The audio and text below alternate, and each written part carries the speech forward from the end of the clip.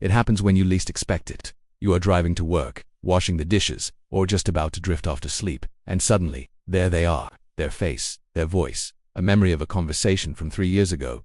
It hits you with the force of a physical blow. You might ask yourself, why? Why am I still thinking about this person? I thought I was over it. I want to be over it. Yet, the thought persists, looping like a song you can't turn off.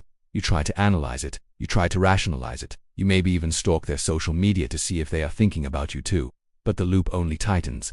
If this sounds familiar, I want you to take a deep breath and suspend your judgment for a moment. You are not crazy. You are not obsessed in the way pop psychology might label you.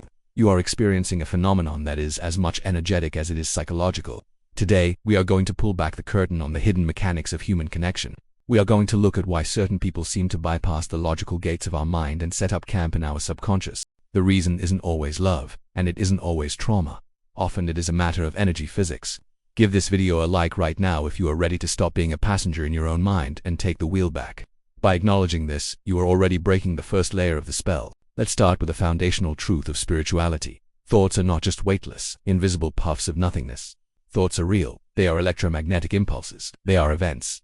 In the realm of energy, attention is currency. When you focus intensely on someone, you are literally writing them a check from your account of vital energy. Now, usually, this transaction is temporary. You think of the cashier, you interact, you leave, the transaction ends. But with a specific person, an ex, a crush, an estranged friend, the transaction never cleared. The channel remained open. Imagine your computer.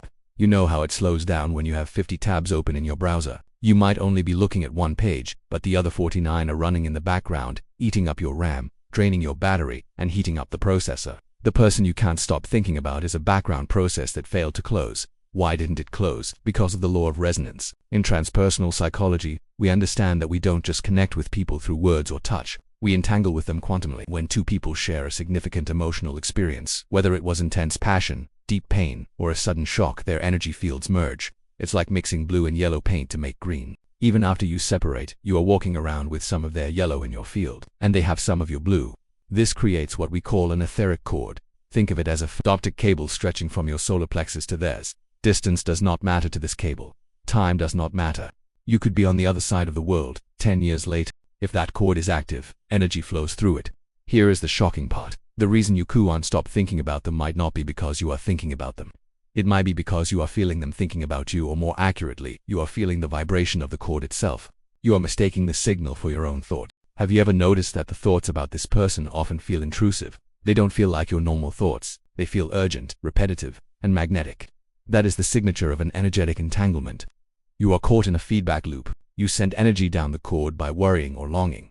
They receive that hit of energy consciously or subconsciously. Their system reacts, and the signal bounces back to you. It's a game of energetic ping pong that no one knows how to stop playing, but there is a deeper, more hidden reason why this cord remains plugged in. And this is the part that might be hard to hear, but it is the key to your freedom. The cord doesn't just stay attached by accident. It stays attached because on some deep, unconscious level, you are holding on to it. Now, before you protest and say, "No, I want them gone," let's look at the function of this connection. The subconscious mind is incredibly efficient. It does not hold onto things that are useless. If it is holding onto this obsession, it is because it believes it is getting something out of it. What could you possibly be getting out of the pain of missing someone? Here is the metaphor, the phantom limb. When a person loses an arm, they often still feel the itch in the fingers that are no longer there. The brain hasn't updated the map. In relationships, when someone leaves physically or emotionally, they often take a piece of your self-concept with them. Maybe with them you felt safe. Maybe with them you felt alive or understood. When they left, your subconscious believes that safety or aliveness left with them. So, your mind keeps pinging their location, obsessively thinking about them, because it is trying to locate your missing piece. You aren't addicted to them. You are addicted to the part of you that you think they are holding hostage. This is the great illusion of romantic obsession. We think we are looking at another person, but we are actually looking at a mirror. And the reason we can't look away is that we don't recognize our own reflection. In the next part of this video, we are going to dismantle this mirror effect. We will explore how this specific person is actually a holographic projection of your own unhealed shadow or your unwound light. We will uncover why the runner-chaser dynamic is actually an internal war happening inside your own body, and how realizing this changes the game completely. Get ready, because we are moving from the symptom, the obsessive thought, to the root cause, the energetic vacancy. We established that the persistent thought of this person is not random. It is a signal from a background process running in your subconscious. It is an etheric cord kept alive by a mutual frequency. But now, we must face the most challenging truth of all. The person you are obsessed with does not exist. Not in the way you think they do. The version of them that lives in your head, the one you argue with in the shower, the one you long for at 2 a.m., is a hologram. It is a movie projected onto the blank screen of your mind. And like any movie, the picture is coming from your projector, not the screen. In deep psychology, we call this projection, but let's look at it through the lens of energy mechanics. Every human being has a specific energetic signature. When you fall into an obsessive loop with someone, it is usually because they are carrying a piece of energetic luggage that belongs to you. There are two types of luggage we hand over to others: the golden shadow and the dark wound. Let's talk about the golden shadow first, because this is the most common reason for heartbreak and longing. Often, the qualities you can't stop thinking about in that person are actually qualities of your own soul that you have not yet claimed. Did they seem incredibly free and wild? Did they seem confident and powerful? Did they make you feel seen and worthy? If you are obsessing over their freedom, it is because your internal freedom is knocking on the door, but you have outsourced it to them. You gave them the keys to your freedom. So, when they left, you felt like your freedom left too. Your mind keeps looping back to them not because it wants them, but because it wants to retrieve the key they are holding.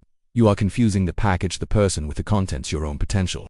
The universe is using this person as a mirror to show you what is ready to be born within you. The obsession is simply a misplaced hunger for your own evolution. Then, there is the dark wound. This is the energetic hook of unhealed trauma.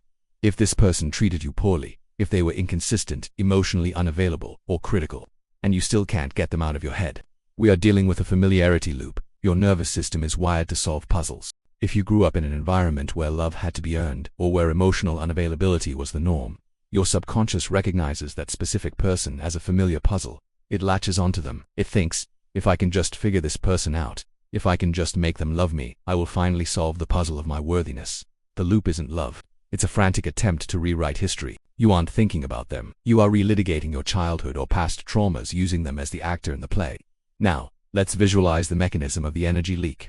Imagine your energy body is a tank of water. Every time you have an obsessive thought, does he miss me? Is she with someone else? You punch a small hole in the bottom of the tank. One thought is just a drop, but 1,000 loops a day, that is a gushing leak. This explains why you feel exhausted, why you have brain fog, why you can't manifest the life you want. You are hemorrhaging your vital life force into a phantom. And here is the kicker. Energy flows where attention goes. By obsessing over them, you are literally feeding them. You are sending them free battery power. Have you ever noticed that the moment you finally decide to move on, the moment you truly cut the cord and reclaim your energy, that is when they suddenly text you? It's not magic. It's because you stopped the free lunch. They felt the drop in the energy supply, and they reached out to plug the cord back in. This brings us to the concept of the Velcro and the hook. The person is the hook, but a hook cannot attach to a smooth wall. It needs something to grab onto. That something is the Velcro on your chest. That Velcro is your unhealed belief system. It's the belief that says I am not enough on my own, or I need closure from them to be at peace. As long as you have that Velcro, you will attract hooks. Even if you manage to block this specific person, another person with the same energetic signature will come along and snag the same spot. This is why we see people repeating the same relationship patterns with different faces. The faces change, but the energetic geometry remains the same. So, how do we stop the loop? How do we smooth out the wall? The shift happens when you realize that closure is an inside job. We often wait for the other person to apologize, to explain, to give us a reason. We think that information will stop the thoughts, but information is mental. Obsession is emotional and energetic. No amount of explanation will satisfy a hungry ghost. You have to stop asking why did they do this, and start asking what is this triggering in me. Let's try a micro shift right now. Bring that person to mind. Feel the tug. Now, instead of following the thought into the story of them, drop your awareness into your body. Where do you feel the tug? Is it in the gut, the heart, the throat? That physical sensation is the Velcro. That is the energy that is stuck. It is not about him or her. It is a pocket of frozen grief, abandoned needs, or fear. When you learn to sit with that sensation without attaching the person's face to it, the cord begins to wither. You stop feeding the hologram. You begin to metabolize the emotion directly, rather than projecting it onto a screen. This is the beginning of inner transformation. It is the move from being a victim of your thoughts to being the alchemist of your energy. In the final part of this video, we are going to perform the energetic retrieval. I will walk you through a specific step-by-step process to call your energy back. We will learn how to close the tabs in your browser, dissolve the phantom limb, and fill that empty space with your own light so that you become whole again. Because when you are whole, you don't obsess, you resonate. Prepare yourself. We are about to cut the wire. We have dissected the mechanics of the obsession. We have seen how the etheric cord acts as a drain on your battery, and how the mirror effect reveals that this person is holding a missing piece of your own potential. Now, we arrive at the most critical juncture, the retrieval. Understanding why the car is broken is useful, but it doesn't get you back on the road. We need to fix the engine. We need to close the open loops. The process of reclaiming your mind is not an act of aggression against the other person. You don't need to hate them. In fact, hate is just as binding as love. It's just a different frequency of the same connection. True freedom is neutrality. True freedom is silence where there used to be noise. So, how do we perform this energetic retrieval? It begins with a declaration of sovereignty. In the realm of energy, intention is law. If you have been obsessively thinking about them, you have been unconsciously declaring, I belong to them. My happiness depends on them. You must revoke this contract. I want you to try a practice I call the golden return. Close your eyes for a moment. Visualize the person you can't stop thinking about standing in front of you. See them clearly now. Look closely at the space between you. Visualize the cords, the cables, the streams of light or smoke that connect your solar plexus to theirs, your heart to theirs. These are the investments you have made. Now, instead of taking a giant pair of scissors and violently cutting them, which often leaves raw nerves exposed, I want you to imagine you are unplugging a plug from a socket with your imaginary hands.